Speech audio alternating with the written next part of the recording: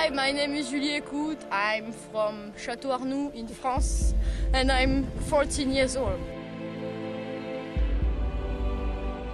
I started to 10 years old, years ago, with my father. I continued training with my father and then some race in the World Championships.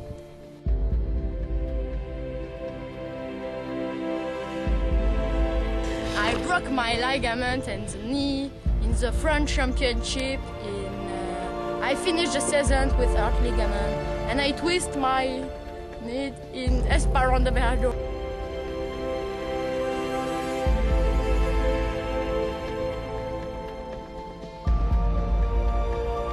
I don't know can win this year. I really to try stay on podium first and I can want the title.